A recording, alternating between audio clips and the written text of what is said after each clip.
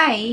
Once again, welcome na naman po sa ating YouTube channel, sa aking mga subscribers at sa aking mga viewers.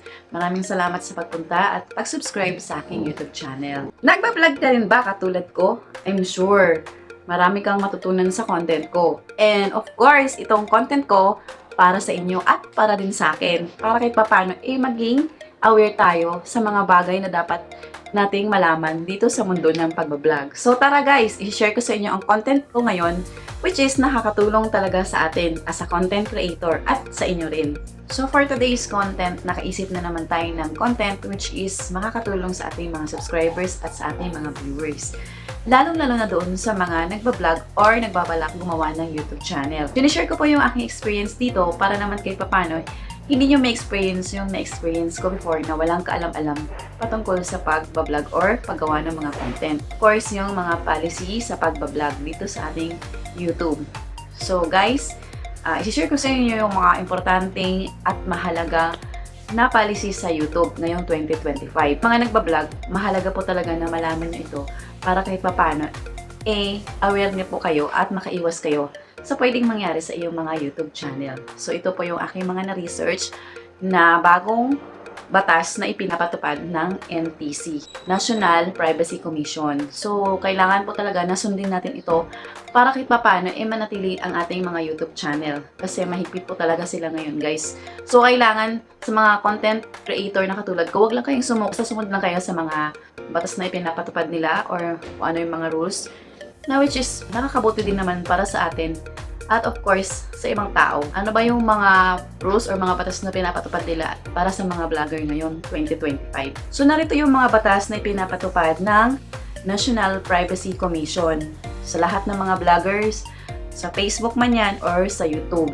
So kailangan po talaga nating sundin ito para kahit paano hindi tayo magkaroon ng violation or possible na mag-demote yung ating YouTube channel. Kasi ito na po yung pinakabagong patakaran ngayon na dapat alam ng mga vlogger at of course yung mga nagbabalak gumawa ng content.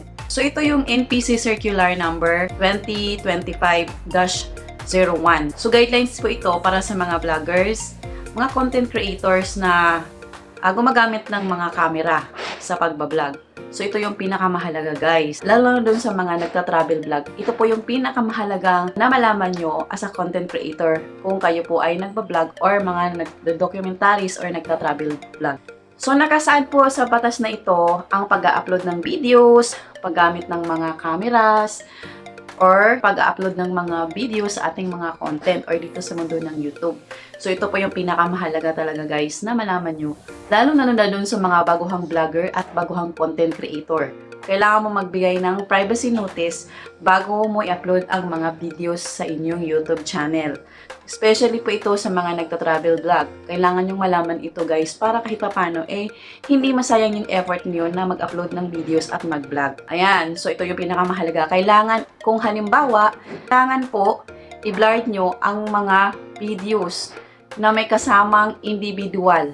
Ibig sabihin, kapag kayo ay nakasagap ng mga individuals na hindi kayo humihingi ng permiso sa kanila bago nyo i-upload ang mga video, kailangan nyong i-blur ang kanilang muka para hindi sila makita sa iyong YouTube channel at hindi kayo magkaroon ng violation sa National Privacy Commission. So yun po yun dapat nating pakatandaan sa mga bagong nagbablog ngayon. Kailangan nating i-blur ang mga mukha ng ating mga camera sa ating pagdodokumentary or paggawa ng isang content. Depende po yun kung papayag sila. Kailangan hihingi ka muna ng permiso doon sa tao na kasama sa content mo na pwede silang i-upload sa iyong YouTube channel. Ang pagbablur po ng picture, ang pagbablur po ng mga videos, lalo na kung ito ay bata, especially kung bata at mga may edad na or kahit sino na wala kayong pahintulot na i-upload sa iyong YouTube channel. Ito po yung pinakamahalagang malaman ng mga content creator at dapat aware sila lalong-lalo na sa mga pag-upload ng kanilang mga videos at contents sa YouTube. And then another one guys, another policy po. Kung kayo po ay gumawa ng isang documentary, kailangan po maging fair po kayo sa inyong mga information na sinishare dito sa inyong mga YouTube platform. Kumbaga walang bias, lahat po ay dokumentado at lahat po ay legit or yung information na sinishare po dito is that maging fair kayo at hindi kayo maging unfair doon sa mga ginagawa nyo ng documentaries. Yun po yung isang strategy dito sa pagbablog. Kailangan maging fair tayo sa paggawa ng mga information.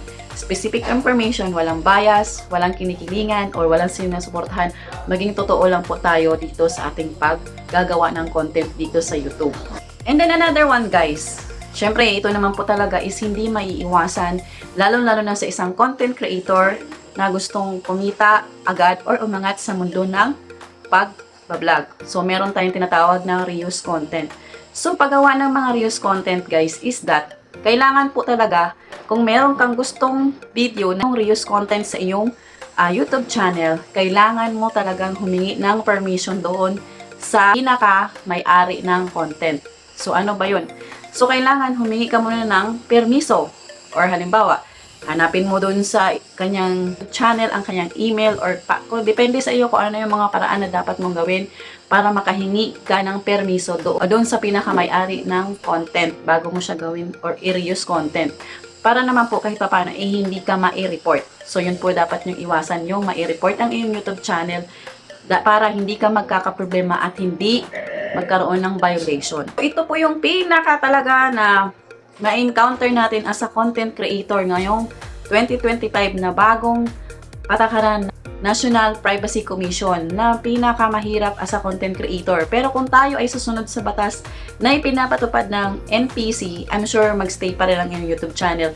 Kailangan nating i-register ng ating mga YouTube channel sa NPC. Ayan, so NPC, National Privacy Commission. Hindi ko pa alam kung anong yung malalaking YouTube channel lang ba ang pasok dito or yung kahit tayong maliliit magre-register din.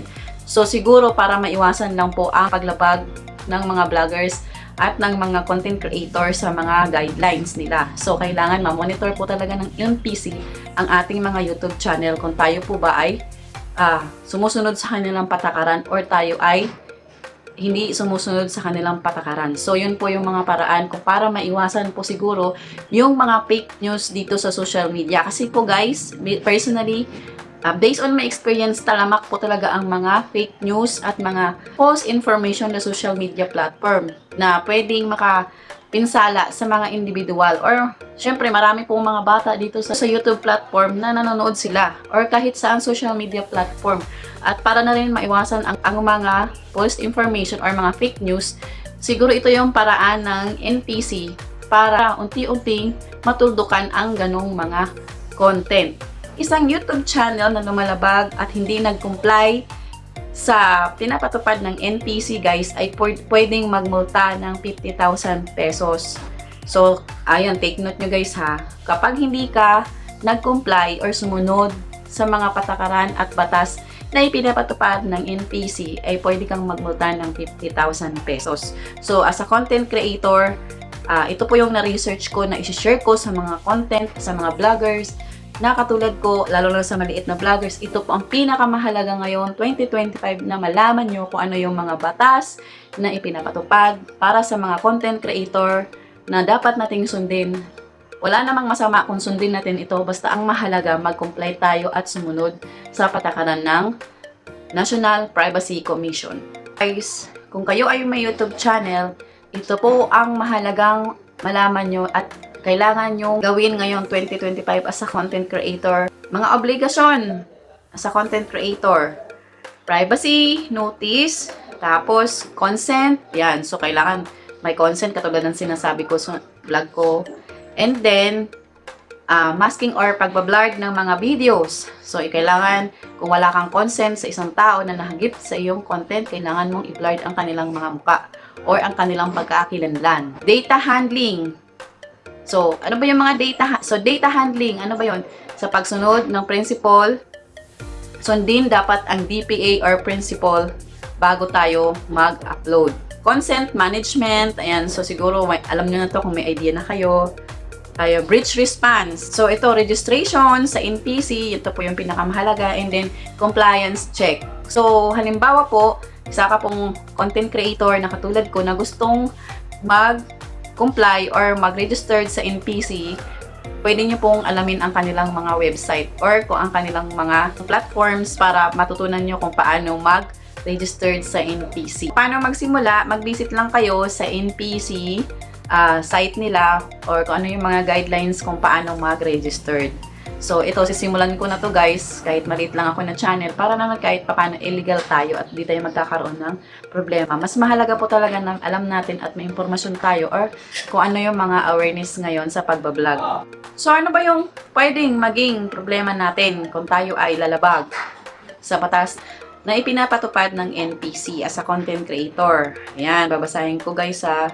So, pwede tayong magkaroon ng administrative or civil at criminal liability. So, kailangan maiwasan natin ito as a content creator. Kasi guys, syempre, alam ko po yung hirap kung paano gumawa ng content.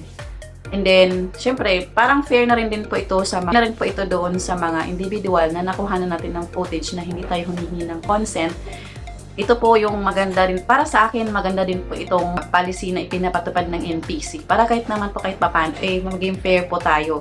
Kasi syempre, lahat po ng mga tao may privacy po yan sila. So, ibig sabihin, bigyan po natin ng respeto yung ibang tao na nasagap or nakuha na ng mga videos dito sa ating YouTube platform. Hindi lang po tayo basta-basta mag-upload ng mga videos katulad ng ginagawa ko dati. So, kailangan po natin maging maingat at humingi ng consent sa tao na masagap or naasama sa ating content. So, kung halimbawa, kung nagta-travel vlog ka, especially ito po talaga sa mga travel vlog at of course, yung mga gumawa ng documentaries, kailangan humingi po tayo ng permiso bago tayo mag-upload ng kanilang mga footage or sa ating mga content.